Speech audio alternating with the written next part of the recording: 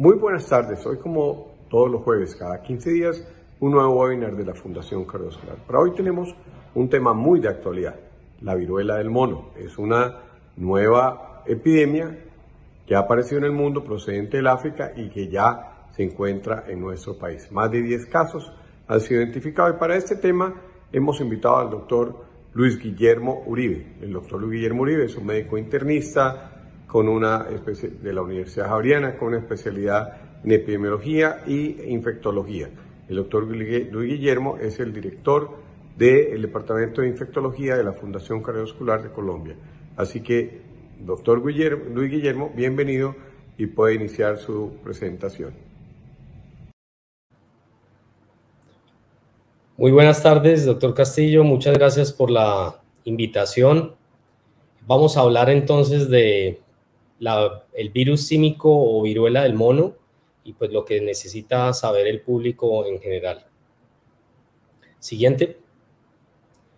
Pues ustedes pueden ver esta fotografía que es precisamente tomada de un paciente, de un niño con esta enfermedad de la viruela del mono. Es una enfermedad que en los niños puede ser bastante importante y pues es lo que vamos a hablar en el día de hoy para aprender algunas características y lo que la población general debe conocer acerca de esta enfermedad. Siguiente. La Organización Mundial de la Salud ha sacado unas actualizaciones en los últimos meses que las está haciendo de acuerdo a la epidemiología y al comportamiento de la viruela del mono, y la última actualización fue el 27 de junio. Siguiente. Del 1 al 22 de junio del 2022 ya hay 3.413 casos confirmados por laboratorios y una muerte. Todo esto confirmado por la Organización Mundial de la Salud en 50 países en las 5 regiones que tiene subdividida esta organización a nivel mundial. Siguiente. Y ustedes han visto en las últimas 2 semanas específicamente algunas noticias relacionadas porque ha habido un incremento significativo en los casos que se han presentado en estas 50 regiones del mundo. Siguiente. Siguiente. La Organización Mundial de la Salud ya anunció que se va a realizar una reunión el 18 de julio nuevamente para hacer una actualización del estado de la enfermedad.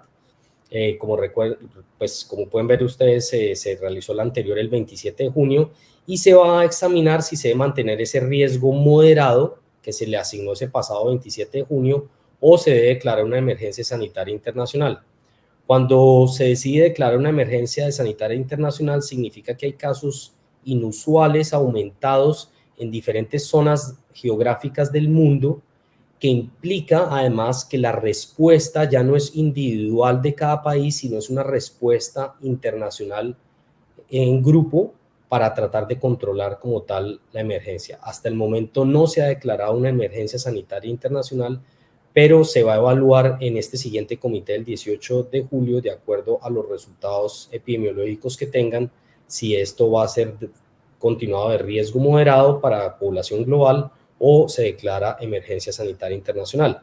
Hay que recordar que ha habido 5 emergencias internacionales sanitarias.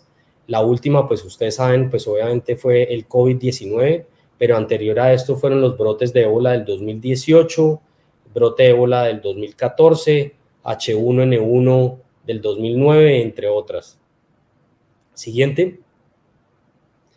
Hay un estudio reciente liderado por la Asociación Colombiana de Infectología de la situación que se publicó ahorita el 6 de julio, ya obviamente pues ya está un poco desactualizado porque estamos a 14. Siguiente diapositiva.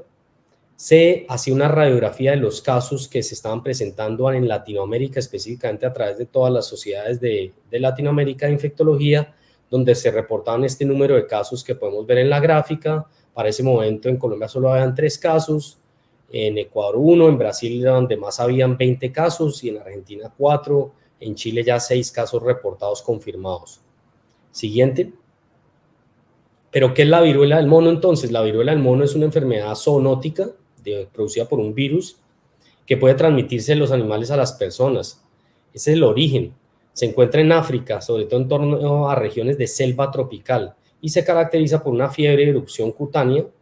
El espectro de la enfermedad va desde una enfermedad totalmente asintomática hasta una enfermedad mortal.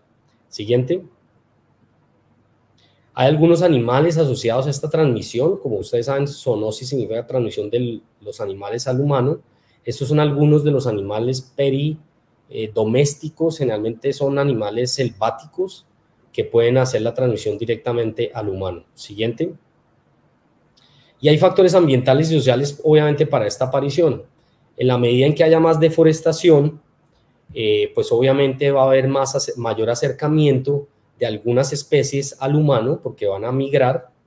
También los disturbios civiles y la pobreza hacen que la población tenga que adentrarse más en zonas selváticas a causa de estos disturbios civiles o de la pobreza, buscando oportunidades, y obviamente van a estar en mayor contacto con algunos de estos animales que pueden transmitir la enfermedad. El cambio climático también ha sido determinante para esto. Algunas zonas donde se ha habido mucha deforestación y sequías de cambio climático hace que estos animales también migren hacia zonas poblacionales que pueden también originar esto. Y el otro factor ambiental que se ha visto relacionado con la aparición otra vez de esta viruela del mono, pues es el cese de la vacunación contra la viruela en general, que ustedes saben que ocurrió en 1980. En ese año ya se declaró el mundo libre de viruela y por lo tanto se cesó la vacunación contra la viruela, que es protectora también contra la viruela del mono. Siguiente. Entonces esta es la zona donde se ha originado desde 1970 a 2021 los casos de viruela del mono. Solo por mencionar, en la República del Congo, que fue donde primero se documentó esta enfermedad, hubo 6.000 casos sospechosos en el 2020 en la República Democrática del Congo. Y como ustedes ven, pues los países que están alrededor de este país africano, como el Congo, Camerún, Nigeria y otros que están en la gráfica, pues han estado también con casos esporádicos y se ha venido presentando en los últimos años. Siguiente. Esto ha sido como el historial de los últimos años. Primero, el primer caso en 1970 en República del Congo. Ha habido casos esporádicos, como mencionaba, ocasional, a través de los años, como en el 2003 que hubo 47 casos relacionados con importación de mascotas a Estados Unidos. En el 2018 también algunos 4 casos importados de Nigeria en el Reino Unido y luego posteriormente otros 4 casos en el 2019 y 2021. En Israel en el 2018 también un caso importado en Nigeria. En Singapur en el 2019. Entonces ha habido brotes esporádicos que se han autolimitado por fuera también de esta zona de África Central. Siguiente. Pero sí llama la atención que tanto en lo que llaman el este de África y en África Central, los casos también vienen aumentando desde 1970 al 2020, como pueden ver en la gráfica de la izquierda, y además en República, específicamente en República Democrática del Congo, pues ustedes pueden ver cómo se han aumentado los casos año tras año hasta llegar al 2020. Siguiente. Y pues lo que nos tiene aquí hoy hablando de esto es que ya no solo está limitado a esta zona de África, sino en el 2022 se detectó otra vez en el Reino Unido en mayo 7 un caso, posteriormente otro caso en este país, posteriormente 5 casos en ese mismo país y Suecia, y luego en Portugal, Reino Unido, Suecia, posteriormente Alemania, Bélgica, como pueden ver, se expandió hacia otros países europeos, luego se presentaron más casos, llegó incluso hasta Australia, en mayo 22 y en mayo 25 ya 219 casos con todo el listado de países que ustedes pueden ver ahí, con una propagación ya pues a través de bastantes continentes. Siguiente, y así ha seguido sucediendo con el transcurso.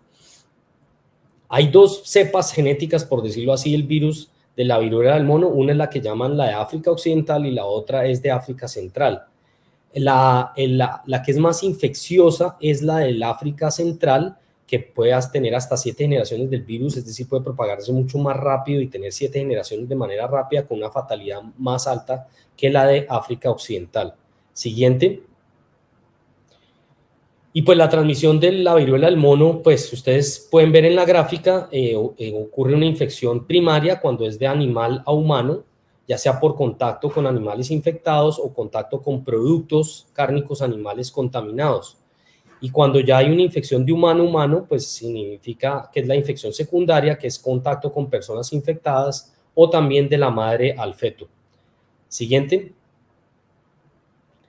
Los modos de transmisión. Entonces, esto es bien importante porque el contacto sin protección ocurre cuando hay, principalmente por gotas respiratorias, por el material contaminado de alguna lesión, por fluidos corporales, por materiales y superficies contaminadas que entran en contacto con mucosas de las personas. El virus puede ingresar también a través de vías respiratorias, membranas, mucosas, ojos y boca, heridas en la piel, por ejemplo, mordeduras de este tipo de animales que usualmente transmiten la enfermedad. Siguiente. Y la enfermedad tiene unas características importantes que también hacen que sea diferente de, por ejemplo, lo que estamos acostumbrados ahorita más recientemente, que es el COVID-19. Entonces, veamos esas etapas del proceso de la enfermedad. El periodo de incubación, que es el periodo durante el cual la enfermedad entra al cuerpo, pero todavía no desarrolla ningún síntoma, es muy variable, es de 5 a 21 días. Posteriormente se entra en un estado febril que dura aproximadamente 1 a 4 días, y la siguiente etapa es una etapa de erupción cutánea, que ahorita vamos a ver algunas características, que inicia generalmente, tiene un inicio entre 2 a 4 días, y pues obviamente esta etapa de erupción puede durar hasta 21 días, pues es variable, días a semanas, que es lo que se llama la etapa de recuperación. Siguiente diapositiva. Entonces, en esta primera fase febril, que es de aproximadamente 1 a 4 días, hay fiebre y otros síntomas. ¿Cuáles son los otros síntomas? Generalmente hay ganglios linfáticos inflamados, lo que se llama en medicina linfadenopatía. Puede haber dolor de cabeza, escalofríos, dolor de garganta, malestar general y fatiga. Es decir, un prodromo de la enfermedad muy inespecífico, que es muy similar en varias otras enfermedades virales. Entonces es común a varias enfermedades virales esta fase febril. El virus, ¿dónde se va a detectar en ese momento? En la sangre. Sin embargo, para detección en ese momento no se hace un examen, como vamos a ver más adelante, de la viremia. Y aparecen a veces en esta fase algunas lesiones pequeñas en la boca que se llaman enantemas hacia el final de esta fiebre. Siguiente. En la etapa de erupción, que es la siguiente etapa de la enfermedad, puede ver cómo hay una progresión, como se puede ver en la diapositiva, desde una mácula a posteriormente una pápula, a posteriormente una vesícula, luego se puede transformar una pústula y luego lesiones costrosas. Esta es la etapa de erupción que generalmente sigue este proceso, y en algunos pacientes pues va a tener una severidad muy significativa y en otras personas simplemente da una erupción leve. Siguiente. En esta etapa de erupción, pues el virus puede estar en la sangre al principio de esta etapa, pero el virus sí va a estar muy presente en las lesiones de la piel, y en este momento la persona es cuando es más infectante. La persona puede estar infectante o no puede estar cuando está en la etapa de prodromo, en la fase febril. Usualmente no es infectante en la etapa febril, pero en esta etapa de erupción es cuando de verdad contagia a los demás. Siguiente. La progresión de la enfermedad ya recuperación es lo que llamamos cuando el paciente se ha recuperado, los anticuerpos específicos ya están presentes en la sangre y puede obviamente dejar unas cicatrices importantes a nivel del sistema tegumentario, es decir, a nivel de la piel. Siguiente. Entonces, en primera fase, que es el periodo de incubación, que va de 5 a 21 días, un rango muy amplio, la persona no va a tener ningún síntoma, pero el virus se va incubando en la persona.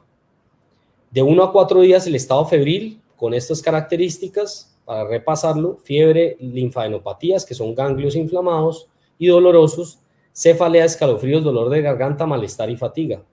Posteriormente pasamos a la etapa de erupción, que inicia de 2 a 4 días, pero puede durar de días a semanas, mientras se va recuperando la persona. Siguiente.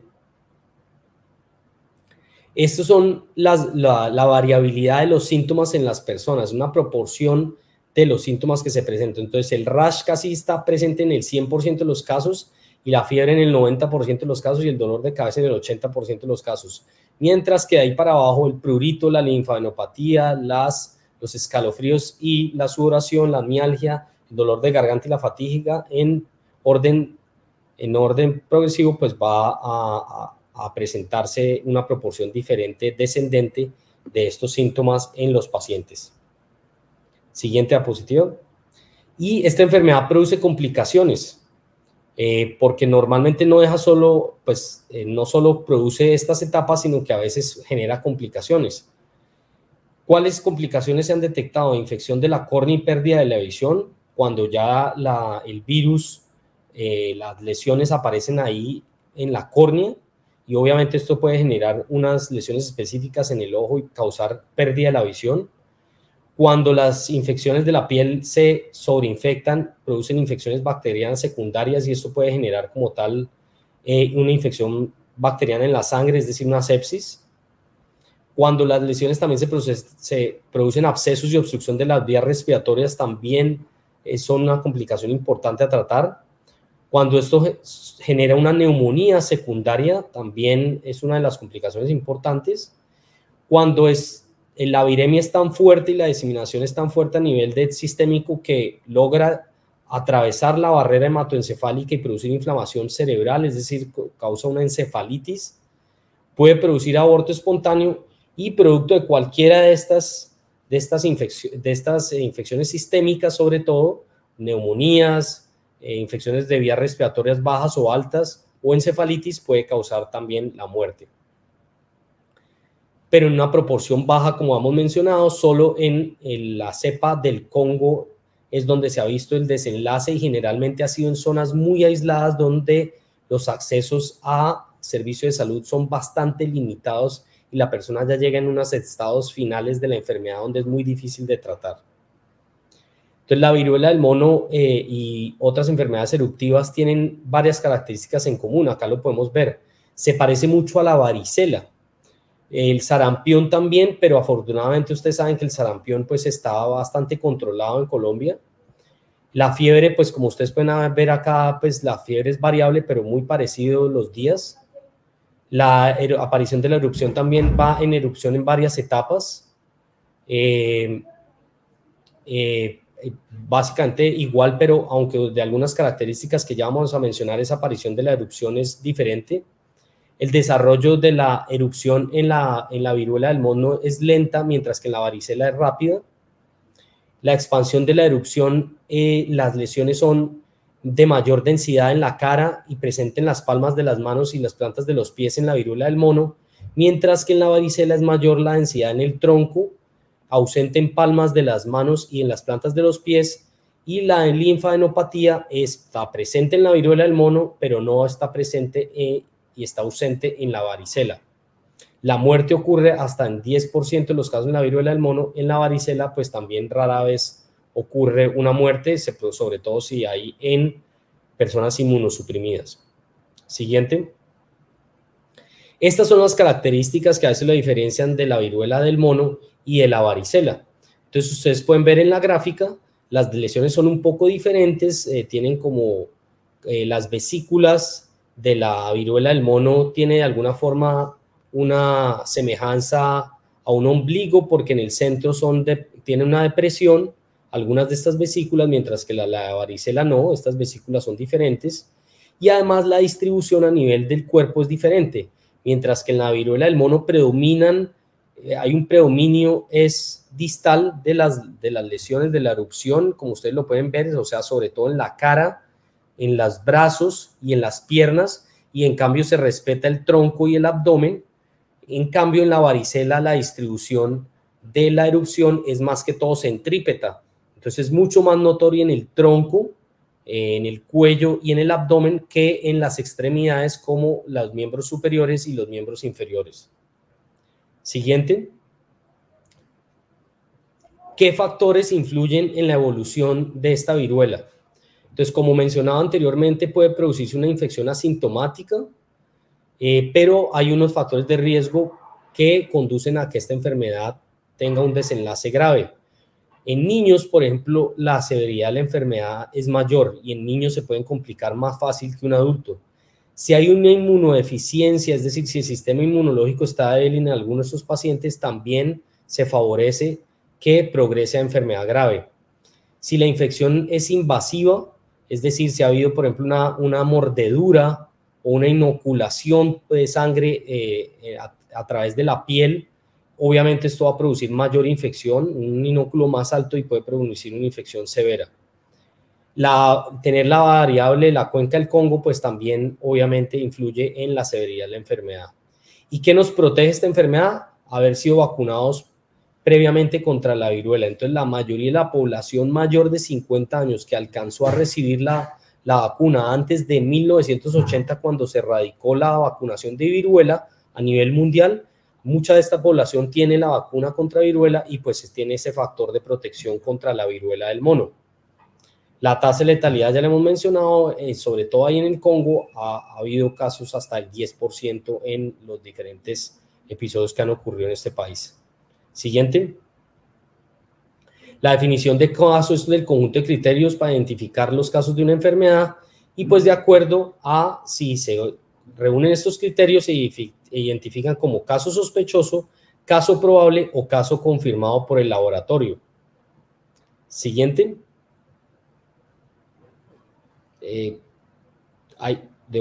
Ok. Entonces, pues esto ya lo hemos mencionado. Esta es la visión general, los diferentes periodos de la enfermedad. Siguiente.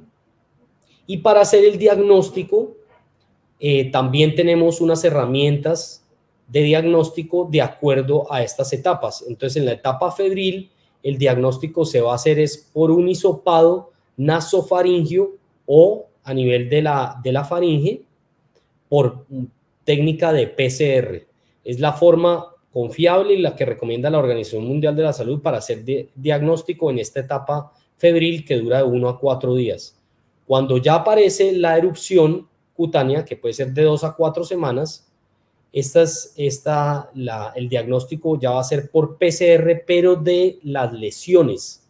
Entonces, la muestra debe ser tomada de las lesiones de la piel y también se pueden tomar por método de antígeno, no solo por PCR, sino por diagnóstico de antígeno de esas lesiones eruptivas de la piel. La muestra debe ser del líquido que se obtiene de las lesiones eruptivas de la piel.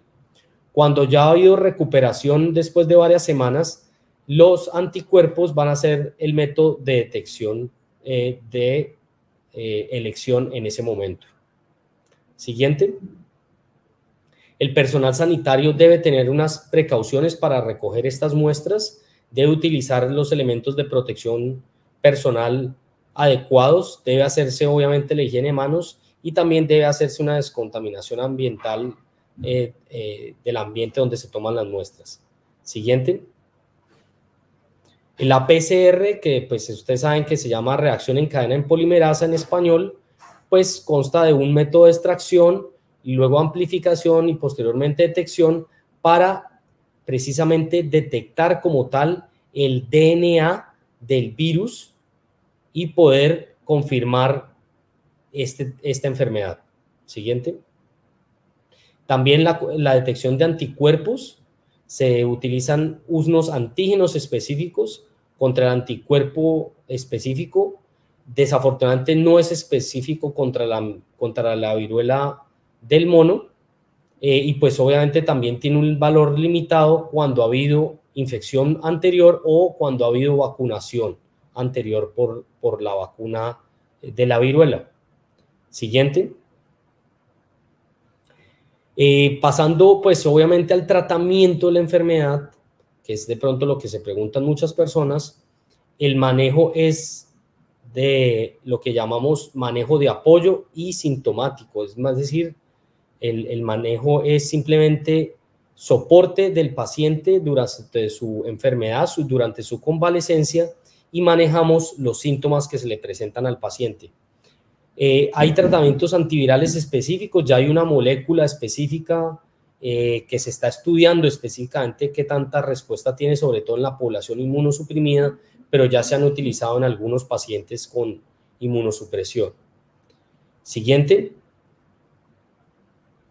Entonces, teniendo en cuenta esta evolución de la enfermedad y sabiendo que depende del estado de salud general de la persona, pues se van a dar o no las complicaciones que ya hemos mencionado. Y obviamente se deben manejar todas estas complicaciones de acuerdo a la gravedad de cada una de ellas. Hay señales de peligro como la pérdida de visión, la pérdida de conciencia y convulsiones, la dificultad respiratoria, que tenga hemorragias o incapacidad para producir orina, o signos de sepsis de acuerdo al compromiso que tenga sistémico la enfermedad. Siguiente. Puede también generar secuelas a largo plazo. Genera algunas secuelas a largo plazo, cicatrices o pérdida de pigmentación, deja estas manchas en la piel que pueden ser pues bastante significativas. También puede dejar unas úlceras en la córnea y dejar una ceguera. Durante el embarazo, las hemorragias y puede producir abortos espontáneos o mortinotos. Y pues obviamente los cuidados de apoyo son bastante importantes y además incluyen el apoyo a la salud mental, por lo que es una enfermedad que puede generar una estigmatización bastante importante. Siguiente. Entonces, para repasar estos elementos de atención al paciente, tenemos que controlar la fiebre y el dolor que se origina de las lesiones y de la linfadenopatía, que es bastante dolorosa. Hay que tener muchos cuidados de la piel en esta erupción, de los ojos y la boca. Hay que hacer unos cuidados respiratorios, hay que hidratar muy bien al paciente y darle un apoyo nutricional, apoyarlo desde el punto de vista de salud mental, prevenir y tratar las complicaciones, sobre todo la sobreinfección bacteriana, que es lo que puede llevar a la muerte de estos pacientes, y pues el control de infecciones subyacentes. Siguiente. La neumonía es una de ellas y pues obviamente tenemos un armamentario terapéutico para tratar de cuando se presenta, tratarlo adecuadamente para evitar la progresión a una falla ventilatoria y que pueda producir mayores complicaciones. Siguiente. La hidratación, como mencionaba anteriormente, es muy importante con líquidos, ya sea líquidos orales o líquidos intravenosos, y también se recomienda la vitamina A para pacientes jóvenes, la lactancia materna y la leche materna según la situación, y pues obviamente las precauciones del cuidador, las máscaras de higiene. Siguiente. El apoyo psicológico y mental es importante, debe darse a través del psicólogo o del psiquiatra, trabajador social o enfermera con formación específica. Hay que calmar al paciente, a su familia, mantenerlos bien informados, qué esperar de la enfermedad, cómo cuidarse, cómo tomar precauciones. Esto es bien importante tenerlo en cuenta. Siguiente. Las conclusiones que podemos decir acerca de la viruela del mono, ya para terminar: no tiene el mismo número de reproducción, el R0 no es tan contagiosa si lo comparamos con otras enfermedades infecciosas, por ejemplo con el COVID. Por ejemplo, en este momento se habla que el número de reproducción de esta enfermedad va entre 1, máximo 2 en algunos escenarios, y ustedes recuerdan que ya en este momento las variantes Omicron, las subvariantes Omicron del COVID-19 ya sobrepasan 10. Es decir, que una sola persona puede producir contagio a 10 personas más, mientras que esta enfermedad todavía está en el rango de 1, 1.5, máximo 2 en algunos escenarios. Segunda conclusión: la humanidad está mucho más preparada en este momento, porque los eventos masivos de aglomeraciones que en este momento pueden estar generando también diseminación de esta enfermedad de la viruela del mono, hay mayores precauciones. Y obviamente como estamos todavía en pandemia, hay mejor vigilancia epidemiológica después de esta pandemia, y esto nos permite de alguna forma controlar más nuevos brotes de diferentes enfermedades infecciosas. La otra conclusión importante que hay que recalcarle a toda la comunidad en general es que la tasa de letalidad es baja para la población general. De pronto, en la población susceptible, inmunosuprimida, es donde se llega a esos porcentajes mencionados anteriormente, pero no en la población general. Además, es bien importante mencionar que actualmente la diseminación se ha relacionado bastante a partir de múltiples contactos sexuales en algunos eventos específicos. Entonces se habla de unos eventos superdiseminadores que ocurrieron en Europa, en Islas Canarias, en algunos baños turcos, de poblaciones como España específicamente, que esos han sido eventos y reuniones de población homosexual específicamente, que ha generado una superpropagación de estos eventos, y obviamente luego posteriormente por viajes internacionales ha habido mayor contagio, sobre todo sexual, que es lo que más ha determinado en este momento la diseminación mundial de estos eventos. Hasta el momento, se habla también de pronto que eventos de aglomeraciones, obviamente también por vía respiratoria, pues obviamente también puede ser un factor generador de algunas de estos eventos. Y las vacunas existen, hay vacunas ya en este momento, a diferencia de COVID-19, cuando salió no habían vacunas. En este momento ya hay 2 vacunas para la viruela, que pues ustedes saben se radicó en 1980, pero que todavía existen y nos protegen también contra esta viruela del mono, ya están desarrollados. Y también ya hay un medicamento que se puede utilizar en casos específicos de severidad, que pues no está difundido a nivel mundial, pero ya existe el medicamento para utilizarlo. Entonces, muchas gracias. Doy por terminado la conferencia y pues pasamos a la sesión de preguntas. Muchas gracias, doctor Luis Guillermo. Bueno, entonces ahora vamos a pasar a las preguntas. Doctor Luis Guillermo, Lina nos pregunta si esta enfermedad, la viruela del mono, afecta de distinta manera pues a los distintos grupos de edad que tenemos, si afecta más a los niños o a los ancianos, o qué nos puede decir al respecto. La población mayor de 50 años está protegida, por lo que mencionaba que mucha de esta población tiene la vacuna que se suspendió en 1980, pero mucha de esta población se alcanzó a vacunar antes de 1980 con la vacuna de la viruela. Entonces, por decirlo así, esta población está protegida. Pero en niños, los niños sí son factor de riesgo para desarrollar severidad de la enfermedad. De acuerdo, doctor. Y estos, digamos, se manifiestan los síntomas pues de la misma manera, digamos, en los niños como en los adultos. ¿Se sabe algo al respecto o por ahora, digamos, es lo que sabemos hasta ahora acerca de los síntomas? Lo que está escrito es que las etapas son las mismas. Son las mismas 4 etapas, pasando del periodo de incubación a la fase febril y luego a la fase de la erupción. La progresión es igual. Lo que pasa es que en la población infantil pues puede dar mayor severidad, sobre todo el compromiso de la erupción es mucho más diseminado, y esto puede generar sobre todo complicaciones por esa misma diseminación, complicaciones a nivel de sistema nervioso central, encefalitis, a nivel de las vías respiratorias y generar una obstrucción o una neumonía, y también obviamente como la diseminación de las lesiones son más fuerte, también puede haber sobreinfección bacteriana y generar más fácilmente una sepsis secundaria. De acuerdo, doctor. Y bueno, doctor, ¿cómo podemos protegernos pues de la enfermedad, pues del contagio? Digamos, en este caso también aplicaría el uso del tapabocas.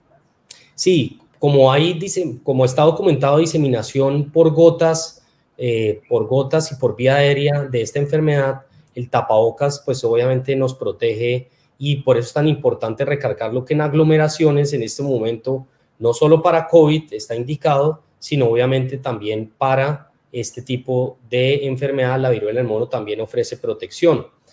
Cuando se trata de la otra vía, que sería el contacto sexual, pues obviamente, afortunadamente, esta enfermedad no se comienza a transmitir desde el periodo febril, a diferencia, por ejemplo, del COVID, que desde antes de desarrollar la persona síntomas, ya la enfermedad se comienza a transmitir.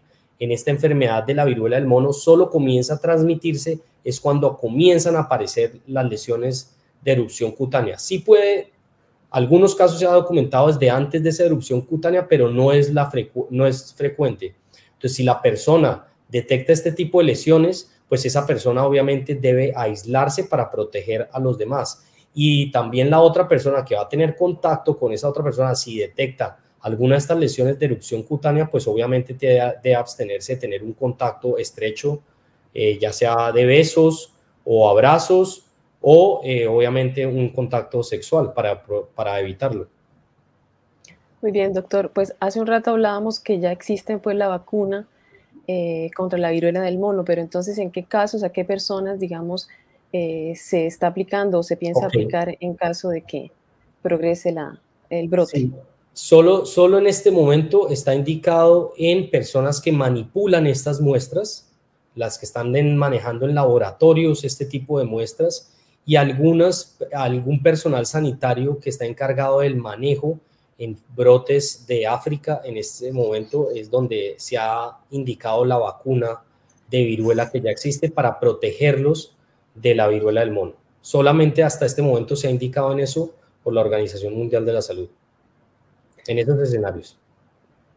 De acuerdo, doctor. Y digamos una persona, pues que hablábamos, que los mayores de 50 años habían probablemente recibido la vacuna contra la viruela, ¿en qué porcentaje, digamos, existe la probabilidad, pues, de que desarrollen la enfermedad? No se puede determinar el porcentaje porque pues no se tiene registro específico, pero se asume que es alto debido a que como la viruela se logró la erradicación en 1980 y fue a través de la vacunación masiva de toda la población. Entonces, esto hace que probablemente el riesgo pues sea bajo, pero no se puede establecer exactamente el porcentaje de riesgo. De acuerdo, doctor. Y una persona, pues digamos que ya recibió esa vacuna, nos pregunta, pues Iván, si es recomendable que se vacune de nuevo en caso tal o con esa, digamos, vacuna que ya recibió, pues sería suficiente. Hasta este momento no hay una indicación de que esa población se vacune. Sí. Ok, doctor. También nos preguntan, pues, hablábamos que habían enfermedades que pues se parecían en sus manifestaciones, hablábamos de la varicela, el sarampión, pero también Maritza nos preguntó en el caso en qué se podría parecer la histoplasmosis a la viruela del mono. No, la histoplasmosis pues tiene primero que todo es una infección por un hongo que se llama histoplasma, es una levadura pues como tal, y esta infección es de diferentes manifestaciones. Generalmente la histoplasmosis diseminada ocurre solo en población inmunosuprimida como tal, y pues el compromiso sistémico generalmente se manifiesta de unas formas muy diferentes y no se manifiesta con un brote como se produce pues en la viruela del mono. Es bastante diferente, no tiene relación ni es un diagnóstico diferencial la histoplasmosis de la viruela del mono. Sí, de acuerdo, doctor.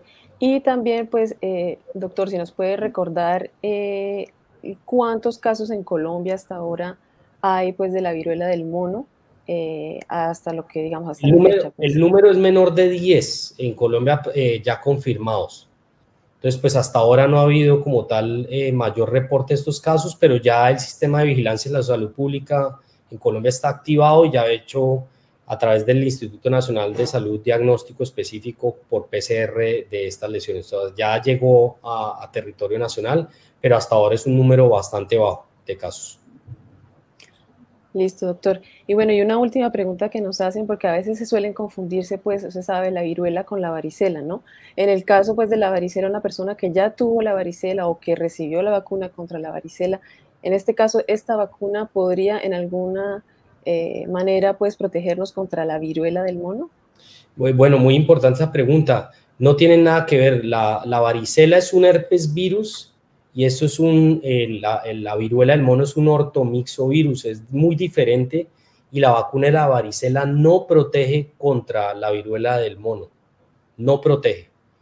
Solo protege es la vacuna de la viruela, la que se aplicó hasta el año 1980 a nivel mundial. La vacuna de la varicela no protege contra la viruela del mono. Sí, las características clínicas, como pues mencioné a través de la charla, son un poco similares, pero a través de la erupción, de las características de la erupción, se puede determinar de alguna forma clínicamente la diferenciación que hay.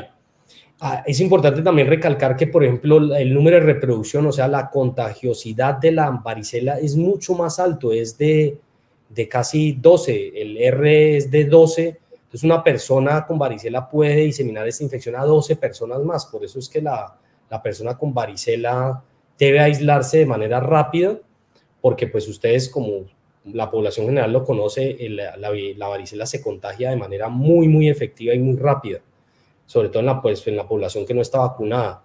Mientras que la viruela del mono, a diferencia de la varicela, no tiene esa contagiosidad tan importante. Como mencionaba, el número de reproducción es solo 1 o 2. No máximo contagia una persona o 2 máximo esta enfermedad, a diferencia pues de la varicela.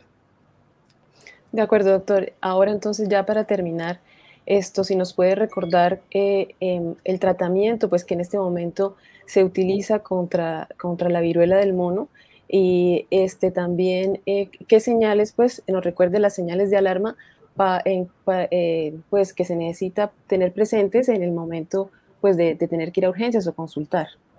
Ok. Entonces, el tratamiento es sintomático. Entonces, la persona que le da la erupción debe aislarse, debe tener un aislamiento, debe hidratarse muy bien y debe manejarse la fiebre. Entonces, debe tomar acetaminofén para el manejo de la fiebre, reposo en cama, analgésicos si los ganglios del cuello son muy dolorosos, tomar algún analgésico y hidratarse de una manera abundante, tomar abundantes líquidos y guardar reposo. Si en algún momento esa persona ve que la fiebre no le pasa, que las lesiones son muy severas, que hay compromiso de la vía respiratoria, entonces comienza a presentar dificultad respiratoria, eso es uno de los signos de alarma más importantes para consultar. Si la fiebre, si nota que ya la debilidad es muy extrema, o si los cuidadores de esa persona notan que comienza a presentar alteraciones mentales, en este momento también son signos de alarma importantes que obligan a que la persona consulte a un servicio de emergencias. Listo, doctor. Muchísimas gracias entonces nuevamente por habernos dado este espacio, por compartir con nosotros esta información tan importante y pues tan de actualidad como lo es todo lo relativo a la viruela del mono. Doctor, antes de despedirnos, no sé si quiera dar unas últimas palabras. No, creo que pues básicamente muchas gracias por la invitación nuevamente. Esto es una enfermedad infecciosa emergente que vamos a ver en el transcurso de los meses cómo se comporta. Como mencionaba anteriormente, todavía no se ha declarado una emergencia sanitaria internacional. En el momento en que se declare una emergencia sanitaria internacional, las acciones van a ser conjuntas, ya no van a ser acciones individuales de un país, sino van a ser acciones conjuntas de varios países, y eso pues genera una respuesta mucho más fuerte. Hasta este momento pues todavía no existe esa alarma de esa emergencia sanitaria internacional. Debemos conocer ya desde antes, si en caso que llegue a aparecer como tal la emergencia sanitaria internacional, debemos conocer de la enfermedad, cómo se transmite, para tratar de prevenirla, que fue lo que mencionamos hoy, y pues saber que tiene tratamiento y que no tiene la severidad, por ejemplo, de una viruela, porque muchas personas, hoy no lo preguntaron, pero la viruela sí tenía una mortalidad mucho más alta, tenía una mortalidad del 30%, mientras que esta enfermedad del mono tiene una mortalidad mucho más baja, y solo en unas zonas específicas de África se ha llegado a ese 10%, donde las condiciones sanitarias pues son muy deplorables y el sistema sanitario es muy deficiente, por decirlo así. Muy bien, doctor, muchas gracias nuevamente. Bueno, por hoy ya hemos llegado al final de nuestro FCB Online Talks. Muchísimas gracias a todas las personas que se conectaron con nosotros hoy, que nos acompañaron. Los invito a todos a visitar nuestra página web www.fcb.org para conocer más detalles sobre esta enfermedad y sobre otros aspectos de salud que les pueden interesar a todos. Muchísimas gracias y los esperamos conectados dentro de 15 días a las 5 de la tarde para un nuevo FCB Online Talks. Feliz noche para todos.